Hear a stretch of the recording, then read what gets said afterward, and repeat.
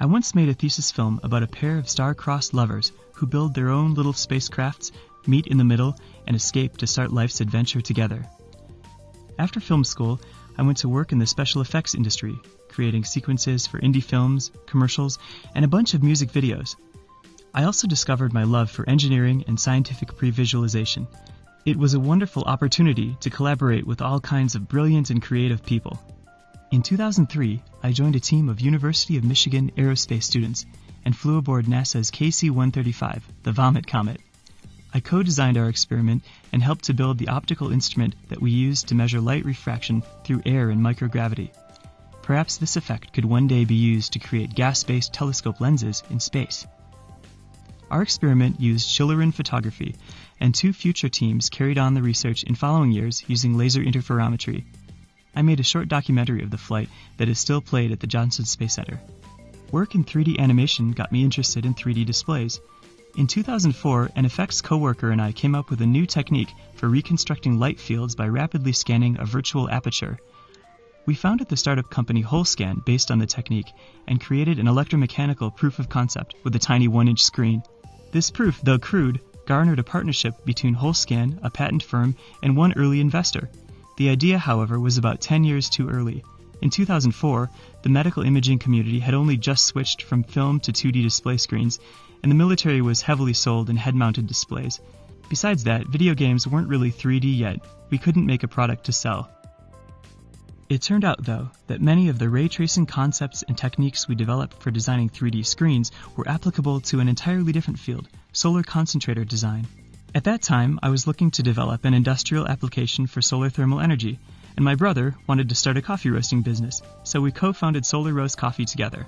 Our Helios 1 solar coffee roaster let us roast 1 pound at a time. The Helios 2 roasted 2 pounds. The Helios 3 roasted 5 pounds and unfolded from a travel trailer.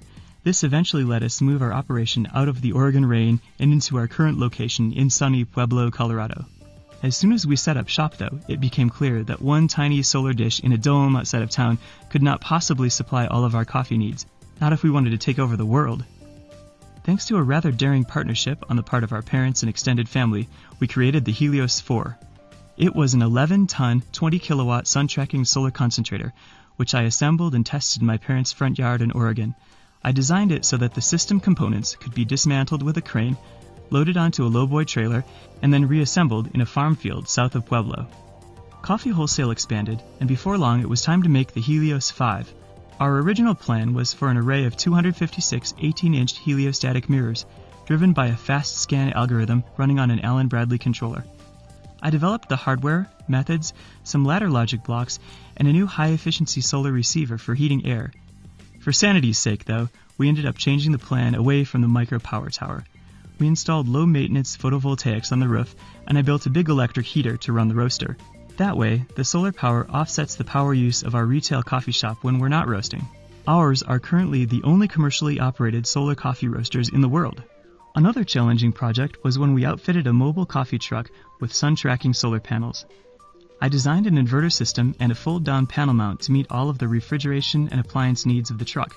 It was all controlled by a PLC that interfaced with a small Arduino sun position sensor. I hired a structural engineer to do the finite element analysis just to make sure it would handle the wind loading of up to 85 miles per hour. I also put it in the user manual that you must fold down the panels before driving away, but you never really know what people are going to do. Better safe than sorry. It's been on the road now for 3 years with only minor adjustments and repairs every year or so. Metal clay is a material used primarily in the jewelry industry. It is a water-soluble material that can be sculpted by hand and then fired in a kiln to produce solid metal objects. A programmer friend and I thought it would be great to be able to print with this stuff, so I pieced together a prototype 3D printer that extrudes metal clay instead of plastic filament. After that, we set up an Indiegogo campaign and raised $35,000 to develop a production prototype. We've been able to set up a direct business relationship with a manufacturer of metal clay, and there are folks interested in distributing the machine once it's in production. Here is our printer, the Mini Metal Maker. It has a high-pressure clay extruder, a unique self-leveling platform sensor, and a resolution of 240 microns. It works great, and there's nothing quite like holding a real metal object in your hand. I love using 3D media to communicate new and interesting ideas and would love to be part of the team. working with smart and creative people to create amazing stuff. Sincerely, David Hartkopp.